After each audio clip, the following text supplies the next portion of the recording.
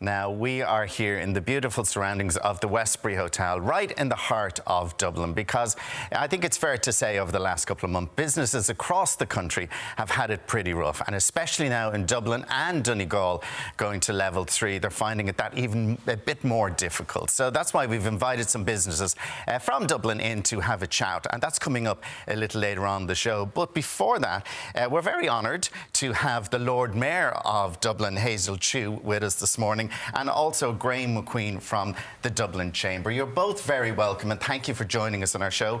And I suppose we're here this morning to hopefully give Dubliners and business a boost, maybe, and to sort of see what we can do. But Hazel and Lord Mayor, can I start with you? The numbers yesterday, very high once again, 212 in Dublin. It's not looking great. It's not, and I have to say this is why we've all been saying it, that it's going to be very hard times. We need to make sure we keep everyone safe. We need to stay united. It's difficult as well, because you're talking about people having been through lockdown and feeling as if there should be light at the end of the tunnel. There will be, but this is another phase, and this is why we need to make sure that we stay united.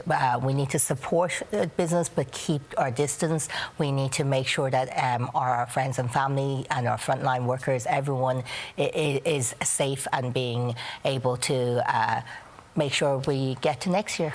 And I was in Dublin all weekend because I wanted to just see what's happening in Dublin. And it looked busy and it looked great, and I was saying, God, people are maybe surviving and people are supporting local. But then again, on Saturday night, groups of, I'm not only saying young people, groups of people together, not socially distancing in different parts of the city. Where's the messaging going wrong? Why are we not getting the message to these people? I think there's a certain element of we see a picture and we go, oh no, that's terrible there, and it becomes quite divisive. And this is what one of the messages I do want to say this morning on the show is that it's easy to look at something and go, oh, those people aren't social distancing, let's call it out.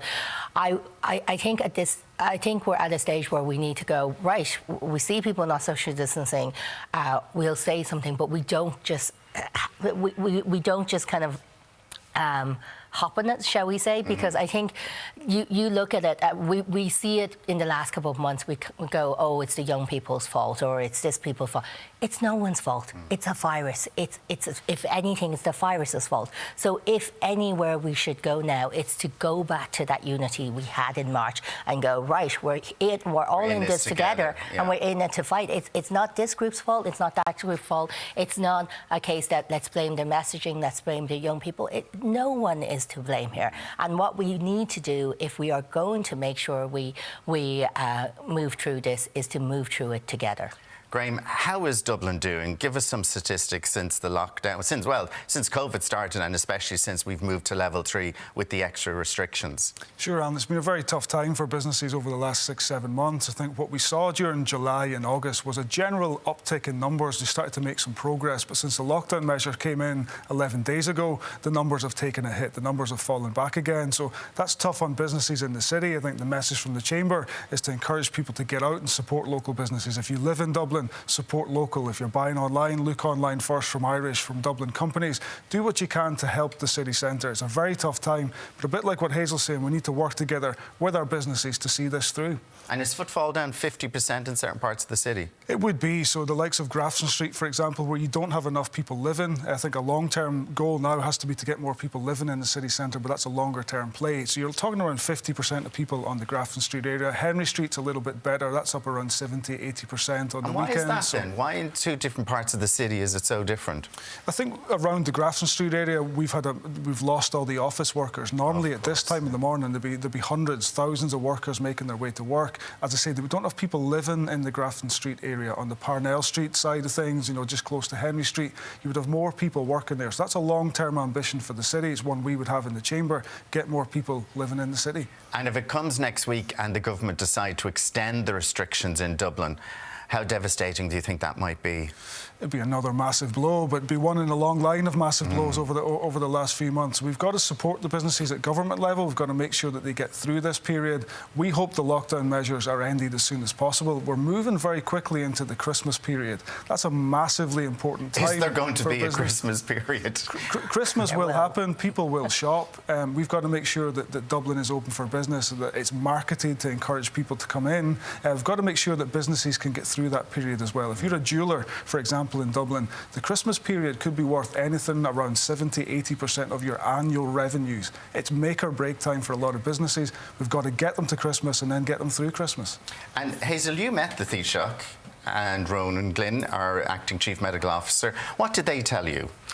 They were very stern, but they were very clear. I had a number of questions, especially in light of previous confusing messages that you mentioned. So, but they were very clear on, well, to Graham's point, there is a trajectory and we need to plan for it, and we need to make sure that it's making sure we keep people safe in the future. And it's planning for now, but it's also planning for, say, 3 months, 6 months' time. So I do have confidence in it, but I do also think for that confidence to work, you need everyone's buy-in. You need everyone to hold the line on it. And that's a tough call, to be honest. So that's a tough one to do at this stage. And your family know all about this because your mother has a restaurant and she had to close it down, and she can't understand why, like a lot of people, a lot of restaurants. And I think there was a bit of anger because NPHET had recommended restrictions maybe a week before it was actually acted on, but then, and I think you'll agree with me and Graham, a lot of businesses then said midnight tonight.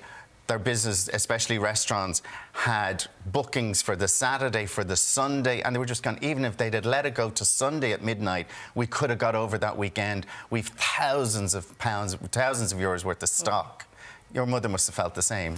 She was with me when I got the call to say I had a meeting in an hour with Ronan Glynn and various other members of the Taoiseach's cabinet and other political reps. And she actually was in tears because she had, as you said, had suppliers that she just got supplies from. She had bookings and she had staff that she had to maintain, and she was in tears, and she just said, like, what's going on? So, like a lot of people I know, like a lot of traders in Dublin and surrounding areas in Ireland and in general. So, like, when I got on the call, though, however, the CMO was very clear, because I had a series of questions to do with trade, but to do with the wider why. And he was very clear in telling us, Hazel and everyone else, that if we don't, the numbers we're seeing now will grow to 500 to 1,000 a day. And that is when things then become really bad. Really bad. So we have a chance to try to stay it now, rein it back, or we let it go. So, and I don't think you can do that to people's lives. You can't just say, well, we're going to let it go and hope for the best. Well, Hazel, you are the Lord Mayor of this city, so what are your words for people who are watching in this morning, especially those people in Dublin? As the Lord Mayor, what would you like to say to them? I think, sorry, steaming up glasses, I would say it's exhausting, it's tough across the board, but please stay united, and please also don't get divisive over things if you can. It's really easy to see something and watch something and say, oh, it's that person's fault. It's that. It's not. We're all very much, I know, sounds so cliched at this stage, but we are all in it together. And this is one of the reasons why we kicked off the Lord Mayor Awards last week. It was because you're doing them monthly. Yeah, now, we're doing them monthly. We normally have them annually, but myself and the staff realised that there's a huge amount of work that all frontline workers, be it retail that Graham mentioned, be it hospital workers, be it emergency staff, being community volunteer. And we need to recognise those people. And I think in recognition of those people, we will actually realise how much work has been put into this and how much we still need to hold the line.